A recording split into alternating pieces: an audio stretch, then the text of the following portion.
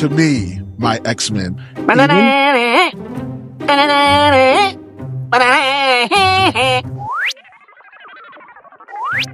Hello, everybody. Welcome back to the show.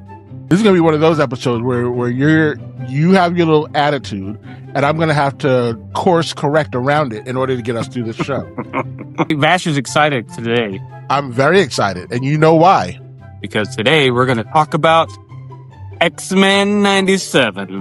Have you now before we watch it, because you know I'm going to go on forever because I love X-Men. Oh yeah. Right, say something I'm not going to like. Say something I'm not going to like. Just keep going. Come on, get going. There's so much unnecessary going on in this episode.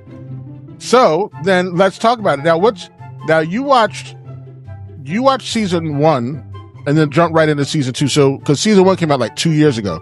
So you should be fresh with X-Men. So of what you've seen, which characters do you like? Who are you seeing that you're like gravitating towards? I always gravitate toward Storm, and I never expect it every time. It's like I always overlook her. In the animated series, comic book series, everywhere but live action, Storm is like amazing. Yes. I watch it, see a live action portrayal of Storm. It's like a little girl that doesn't know what's going on. Like Storm in the comic books and in the animated series knows what she's doing. She's a boss. I think she should rival Cyclops for leadership of the X-Men. Interesting take.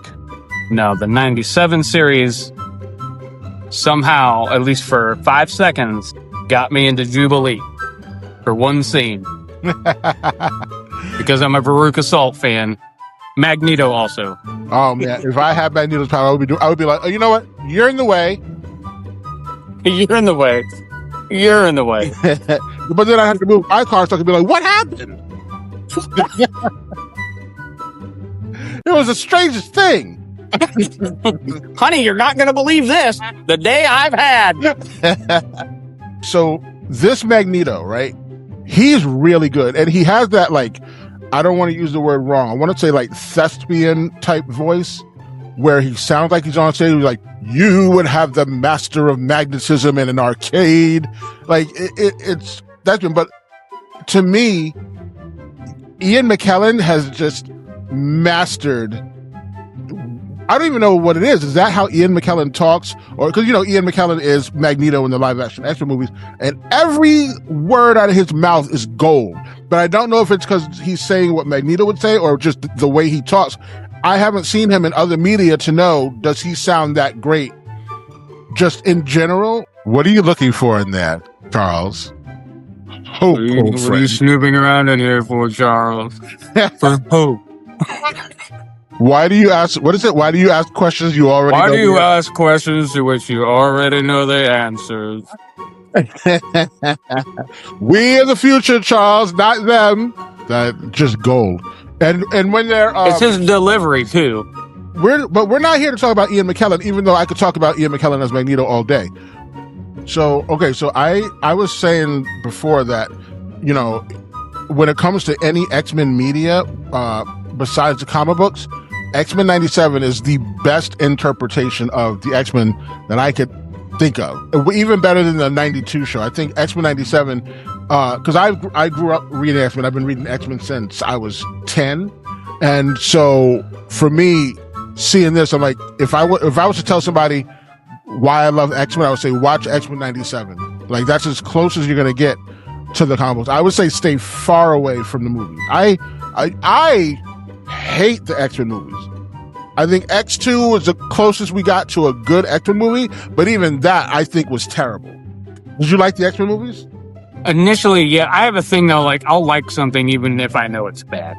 So, right, like the first X-Men movie, it was kind of like I've never had this before. I don't know if I'll get it again. Right. So right. I want to try and enjoy it. Find something in there to enjoy. Like the first movie, you know, I was taken with it. There are plenty of things I didn't like, especially. You know what happens to a toad when it's struck by lightning? the same thing that happens to everything else. Like, what the fuck was that? That was really, and the fact that they left that in the movie made me question everybody involved. Okay, I'm not gonna go like too far into it because I know a lot of people just aren't gonna care.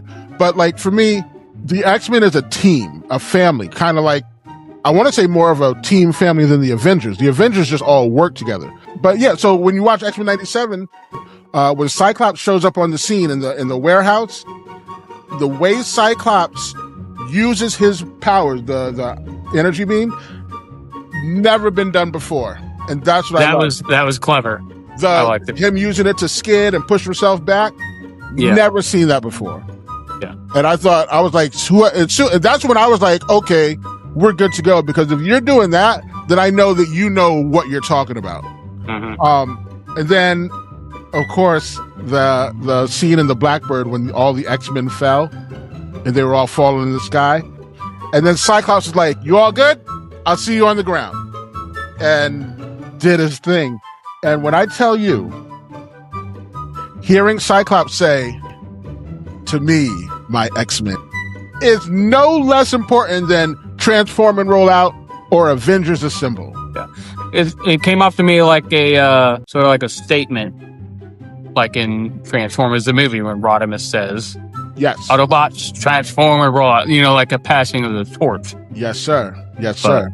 Of course, we'll see that torch is short-lived. Charles is coming back because he's not actually dead. Right. Yeah. Well, yeah. Well, that's how it's like Leonardo and Splinter. Like, Splinter's the guy, but Leonardo's the field leader.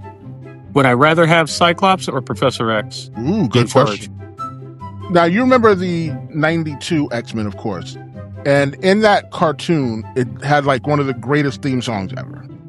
Now, this might be a hot take. If that song doesn't sound like Whitney Houston's "I'm Your Baby Tonight," whatever you want from me, whatever you need from me, Whoa. Your baby tonight. Na, na, na, na, na, na. Yeah, I said it. Like, I'm waiting for Colossus. Like, it took until Deadpool for me to get a decent Colossus. I just realized he hasn't been in this. Yeah, he hasn't been in this at all. Yeah. This brings me to Morph. Let's do it. I don't like Morph.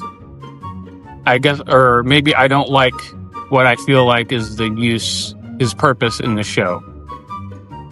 Is to be able to just include whoever they want out of X-Men or the entire Marvel Universe without including them in the Marvel Universe.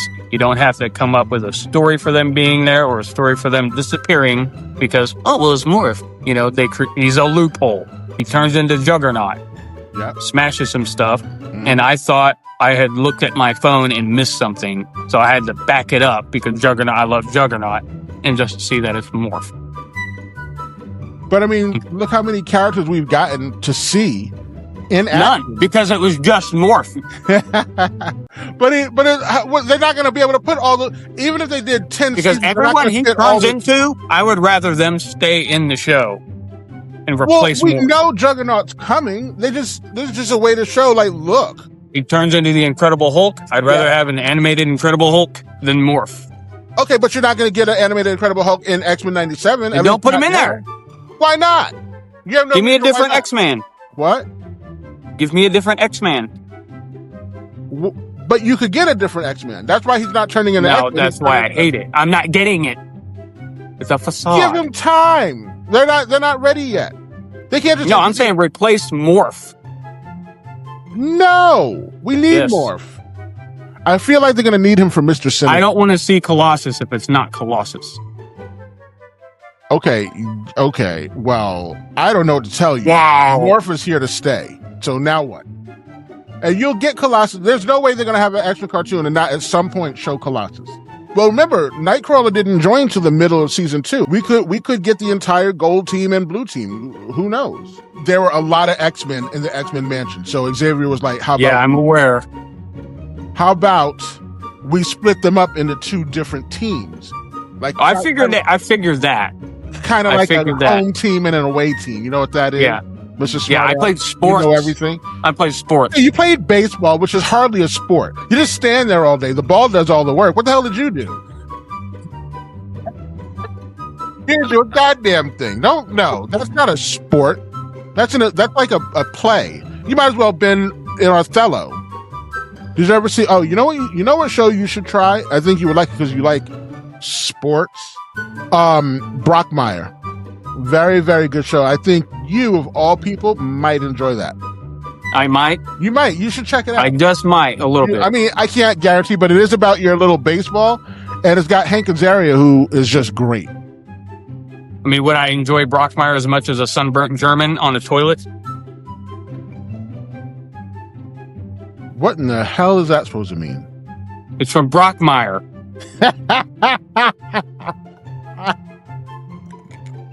You really need to grow up. And then they got. Why can't we talk about Gambit? I Oh, want to talk about his death. that's what saying. I don't know if I want to talk about that because people haven't seen it, and that's a huge part. No, I don't care. Wait a minute. What do you mean hadn't seen it? How long's the show been out? We're here for the audience. If you had noticed, I've been You're talking, here to shill. I've been talking to you for a year, and I never said he died. You know why? Because I wanted you to experience that. By the way, how was the experience? You're gonna remember now. You're gonna remember my name, buddy boy. Buddy boy. Oh, buddy boy. You're gonna remember my name, Billy boy. Buddy boy. Darn tootin'. Suffering succotash. When was the first time we heard that line? Do you remember? That would have been. Was that in the '92 show? Yes, sir. But Gambit has always been cool. I mean, what you see in the cartoon. I mean, even in the old X-Men cartoon, they did a good job of Gambit's personality. He's in some card shop talking to a woman, and he was like, "I'll take these cards." She was like, "Is that it?" He was like, "I like to play solitaire unless I have somebody to play with." Dude, Jean Grey and Wolverine going to the hospital together was hilarious. And then she was like, "He's coming." Wolverine was like, "Who, Apocalypse?" She was like, "No, the baby, you idiot!" And then threw his jacket at him. I always had thought Apocalypse, like his look, like he's got the hoses in his back and, you know, this suit and stuff. Like, this is something that has been evolved over time. That is why, like, he's lived so long, and these are small adjustments he's had to make to live for, you know, an eternity that he has. So, you know, sort of like a Darth Vader needing to have the mask and stuff to be able to breathe or whatnot. And, you know, so when he does that and he just flips around and Apocalypse, it kind of took me out. Like, why do you need hoses all of a sudden? You didn't need them 5 minutes ago. Yeah, what are the hoses doing?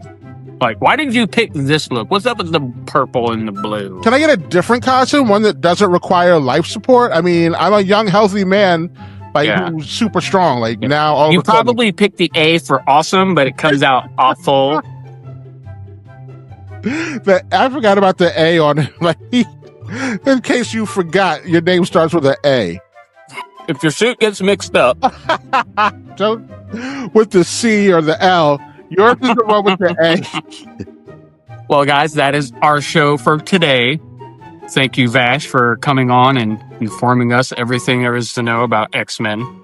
And thanks for listening, Chris. You sounded very engaged while I was talking. It made it quite pleasurable to do this episode. Edge of my seat. Oh, I'm sure. Edge of my seat. It must have been a short seat. I spent $5 for the seat, but I only needed the edge. I can't stand you.